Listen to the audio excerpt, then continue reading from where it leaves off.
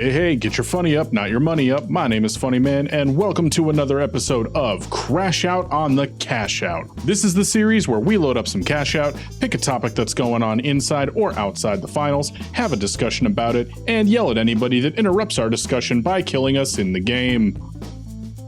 I look like a massive hypocrite right now, don't I? So last week, YouTube announced some big changes that are going to be coming to the partner program in February of 2027. For those of you that are unaware, the YouTube partner program is how your favorite channels and content creators earn money from YouTube. The YouTube partner program is split up into two tiers. One I'm going to call half monetization and the other one full monetization. Half monetization gives you access to fan funding features like super chats, donations, etc. And those requirements haven't changed at all. The requirements to get in there are still 500 subscribers plus 3,000 watch hours or 3 million shorts views, and that has not changed. So to anybody who's just starting off their content creation journey and reaches that threshold, you will still be able to get access to fan funding features at the same time that we always have. The big change that they've brought in is that now for full monetization, which is AdSense off of your views, you now will need 1,000 subscribers, which hasn't changed, and you will also need 8,000 watch hours or 20 million shorts views, essentially doubling the current requirements to begin to earn money from the views on your YouTube videos. My initial thoughts on these changes when I first saw them were skeptical but optimistic, mainly because I thought they were trying to cut down on the AI slop on the platform by raising the bar so that only genuine content creators could get over them. Because let's face it, most people with a functioning frontal lobe hate AI slop, and there's been a big push from everyone in every corner of life at this point, being sick of AI getting jammed down our throats harder than a mattress actress at a hot dog eating competition.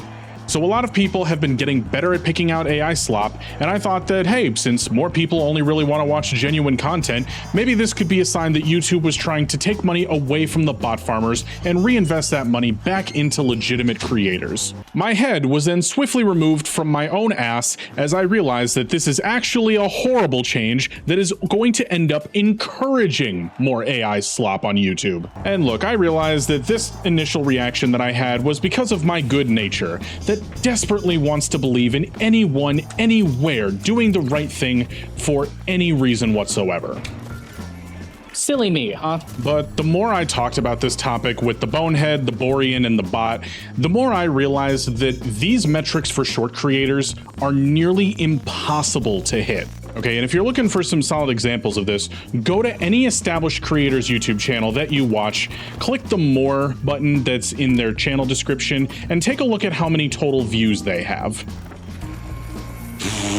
Bruh, you can tell I have not played this game in like 3 fucking weeks, dude. But if you go ahead and do that for any established creator that you look at, a lot of people don't have 10 million views, period, let alone the 20 million views that they want you to have on just shorts alone to be able to qualify for the YouTube partner program now. I mean, hell, Rogue Prophet, the most notable creator in any Embark game space between the finals and Arc Raiders, at least when it comes to short form content, he only has 4 million total views, and that's encompassing a lot of long form content that he has on his main page as well. So what all this basically means is that there's no realistic way for you to monetize your shorts when you make videos on the finals or Arc Raiders, really. And there's going to be a lot of people that hear me talk about this and then immediately go, Funny, you can just hit the long form monetization requirements and then make short money that way. Why didn't you think of that? Duh. Not anymore, bucko. Because they announced, not in the blog post, mind you, but in the video that they posted with the blog post, which, let's be real, more people probably watched the video than read the blog post. I mean, have you seen the literacy rates for America, dude? We are not a smart people overall. But in the video, they announced that in order to maintain income for the shorts feed, you would need to maintain 10 million qualified shorts views every 90 days. So even the people that have been monetized and have been making money off of the shorts they post won't be making money anymore. So the question we really need to ask ourselves here is, who does this benefit? Okay, and as a matter of fact, let's go ahead and turn this into a little game show, shall we? All right, I'm gonna give you 3 guesses as to who this benefits, and I want you to tell me who you think it is. Is it either A, the Russian Federation, B, AI slop farmers, or C, YouTube themselves? The answer, of course, is B and C. Okay, maybe it might be A as well. I mean, I know we haven't thought about the Russian bot farms for a few years, but that just doesn't mean they aren't still farming, dude. YouTube benefits because in the video that they posted with the blog, they claimed that the overall amount of money being invested into the YouTube Partner Program hasn't changed at all. So in essence, the same amount of money is being poured into the program and is available for everybody to take their slice of. But cutting off all of the creators that aren't either making double-digit upload counts on shorts every day or constantly chasing viral content just means that less people are going to end up getting paid out from that pool, and YouTube gets to retain some of that money themselves. The other side of this coin too is that it also allows them to kind of stop trying to compete with TikTok. You know, I'm just going to quote myself from my comment on Combo's video, which, by the way, if you haven't seen that, be sure to go ahead and give him a view. It's a really good rant he posted. But basically, YouTube has never really known how to do the short form content game. They really wanted to compete with TikTok because, of course, short form content has been all the rage with a lot of younger audiences lately. And therefore, they wanted to pull those viewers back onto YouTube because a lot of people went from watching long form content to watching short form content only. But TikTok has been fucking nuked since January of 2025. Specifically just in the US, I don't know how the rest of the world is still feeling about TikTok, but I'm not gonna get into the political discussion of how fucking stupid it was that the one big thing that Congress did from 2023 until now was fucking ban TikTok. But ever since they went offline at the behest of the US government and then sporadically popped back up the next day, the algorithm on TikTok has been complete shit. A third of what you see on the FYP is a goddamn ad for the TikTok shop, another third is AI bullshit, and half the time it is even properly labeled as AI bullshit, and half of what's left from that is either incredibly negative or depressing, or it's so political it feels like I'm watching an undercover campaign ad during election season. The platform now just feels like a complete cash grab slash political psyop, and I myself have completely uninstalled the app. I'm taking back my attention span, dude. Not to mention the other fact that the TikTok creator program basically put everybody on food stamps and killed their payouts, so anybody making short form content on TikTok is getting paid essentially nothing for the same level of effort. And all in all, unless you're already established, it's kind of a dead mission to try to get established on TikTok at this point. But getting back to talking about YouTube, their goal of trying to compete with TikTok with shorts pissed a lot of people off. You know, a lot of people I talk to don't really mind shorts, but they hated having them jammed down their throat at every twist and turn, like it had become the only thing to watch. You know, your recommendation feed got taken up almost entirely by shorts at one point. And I have no idea what the fuck I was trying to do there, so don't quote me on any of that. But a lot of people come to YouTube for long form content. They don't come to YouTube to watch TikTok. They go to TikTok to watch TikTok. And with how prevalent shorts were becoming on the platform, a lot of us started to feel really pissed off about the amount of short form content that was getting ramrodded down our throats at every twist and turn. But on the flip side of that, a lot of people saw YouTube's push for shorts and decided to make that their main pursuit when it came to content. And there's a not insignificant amount of people that fully transitioned from making TikToks into making YouTube shorts just because they felt like TikTok has completely gone to shit and the shorts algorithm was treating them infinitely better. But now all those people, unless they're pulling in fuck you numbers, they're gonna get completely cut out of any earnings they could potentially get, and they've devalued their entire revenue stream on the platform. After the recording of this video, YouTube also decided to give us another swift kick in the gooch and announced that starting next week, they are changing how views are counted on the platform. Currently, you have to watch a long form video for roughly 30 to 60 seconds before a view gets formally counted. This gives some slight protection against view botting, as in order for a view bot to count, it has to remain on the video for a short duration. Starting August 24th, YouTube will now count views immediately when a video is clicked on. This means, in theory, that someone could just refresh their own video 100 times and pump the public view counter to ridiculously inflated numbers. This is a change that's similar to what Shorts did back in March of 2025, where now, if someone even scrolls onto your short and immediately scrolls off of it, it counts as a view. And the real metric of how many people watched your video is hidden behind something in the advanced view of YouTube Studio called engaged views. And this metric is also coming to long form content now as well. This inherently devalues the value of a view on YouTube, since it was widely known that it was really difficult to view bot your own content unless you were willing to pay for a premium view bot that would stay and watch for a full minute or two. Now, nobody is going to be able to tell at a glance if somebody's video is genuinely good and worthy of viewing, or if they just spent an hour letting their OCD loose on their F5 key. The other side of the coin of people that benefit from this are the AI slop channels themselves, because a lot of this really feels like YouTube going, "Hey there, buddy, hope you've had enough practice sucking robo dick from all the geek bars, because if you want to make some money on shorts, you're gonna have to do it for realsies now." Like, these are gonna be the only channels that end up having the number power to go ahead and meet these new monetization requirements because they just click a button and pump out so much freaking content. Keep in mind, this is not just a one-time thing you have to hit. You have to constantly hit this new target. And assuming that YouTube was being completely honest with how much money they're keeping in the YouTube partner program and that's not changing, if the same amount of money is allocated towards the shorts pool, guess who's gonna be earning even more money from the shorts now? So yeah, now even more than ever, longform is probably going to reclaim its crown as the king of content on YouTube, because shorts income is essentially dead at this point. You know, unless you are the top of the top creators on shorts, it really just isn't worth it anymore. And there are gonna be a bunch of people that will say, "But funny, shorts gets your name out there and puts you in front of new audiences. It's still worth making." I don't know, man. Maybe I'm just a dog shit creator that has no idea how to make anything that people actually want to watch anymore, but I see little to no conversion from anybody that originally saw me in the shorts feed. I'd say that a solid 90% of the people that watch me saw my videos or saw me in the live feed and decided to click in and come stay. And please, if you are one of the rare people that originally saw me in a short and then decided to watch me from there, please let me know in the comments. I would love to shatter my confirmation bias on this. But all in all, I have a feeling that this is a move by YouTube to make long-form content the predominant form of content on YouTube again. Just speaking anecdotally, by the time that I had hit 1,000 subscribers and was able to enter full monetization status, I had already had close to like 8,000 watch hours on my content already. You know, so I guess just go ahead and add that to the list of reasons why I say maybe I'm good at making content that gets viewed, but not good at getting people to stay. Further proving my point that I just have no fucking idea what I'm doing. But 8K watch hours isn't really all that much, all things considered, because if you're making videos that are above, like, let's say 10 to 15 minutes at a time, you're gonna have a lot of watch hours regardless.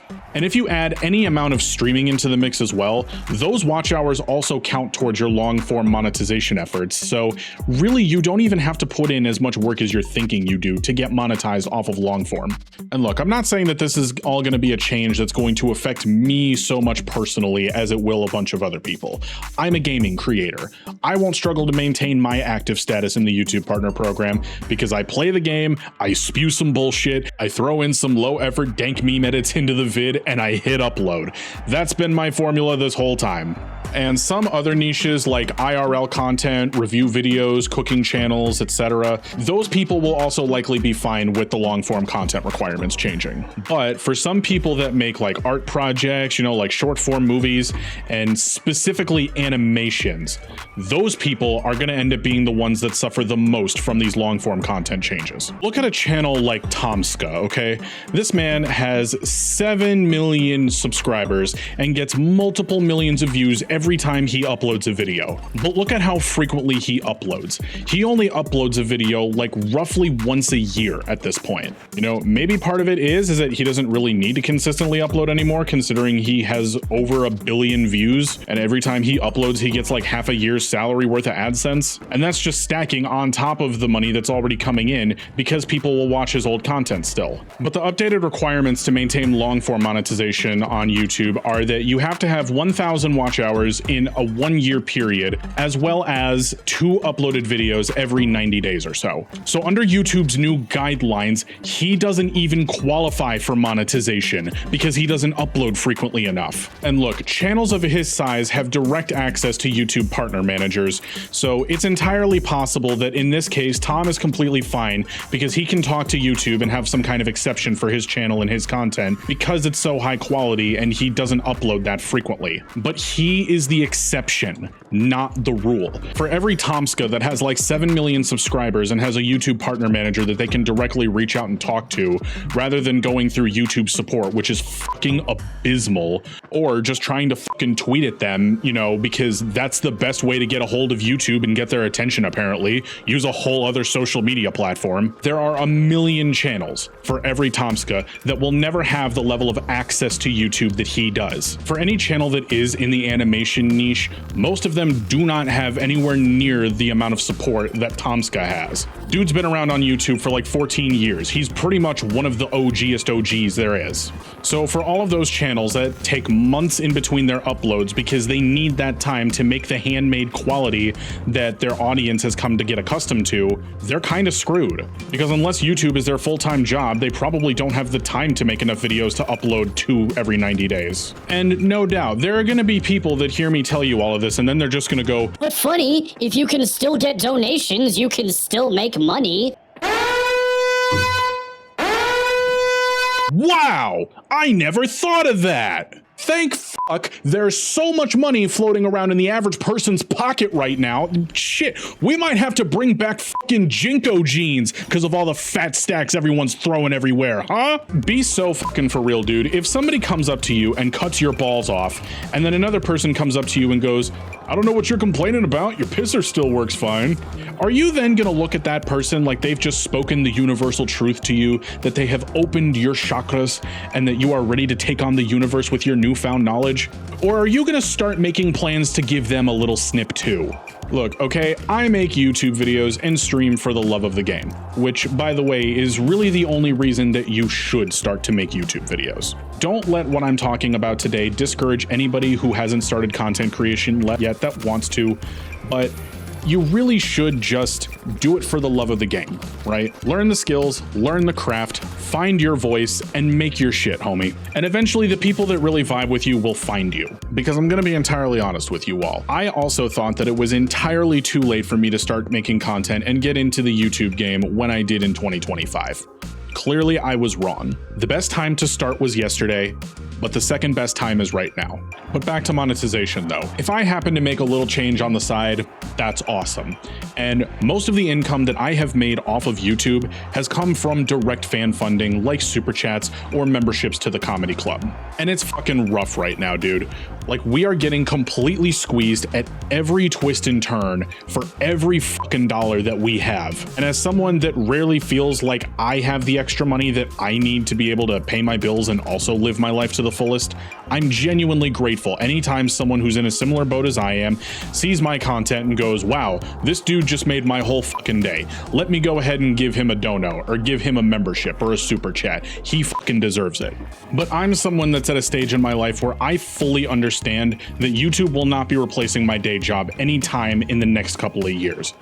And hell, I am also fully acknowledging that it may never happen, period. But there are people that have made YouTube their career and have been able to find success in it, whether that be from shorts or from the long form algorithm or from live streaming rather. And I don't know, it seems like all of these changes that are being made to the YPP are being made in an attempt to separate creators from the money that they're earning the company. Of course, unless they're willing to part their lips for that big fat greasy geek bar of the robot overlords and start sucking off to AI. And look, if this isn't genuinely an effort by YouTube to just consolidate their money, pay less to creators, and push AI onto people, and they genuinely think that this is going to be some kind of solution to the AI slop fest that we've been dealing with for the past few years on YouTube, then this is the most misguided decision they've made since Big Mama Sue's got rid of the dislike button in 2021. But anywho, that is going to wrap it up for today's episode of Crashout on the Cashout. Thank you guys so much for watching. Be sure to leave a like and subscribe if you haven't already for more content. Say what's up down in the comments and let me know. What do you think of YouTube's changes to the partner program? Are you excited for the changes? Are you depressed? Are you hopeless? Do you need a drink? And an especially big shout out to our comedy club VIPs. It's your boy Jesse011, Fatal Sky 09 Boom 32, Layla Bell 1029, Real Call Me Crop, Fat So Big, and Cat Cross Arms. If you're enjoying the channel and would like to help support us further, consider becoming a member of the comedy club down below. Thank you guys again so much for watching, and I will see you all in the next episode. Bye-bye, everybody.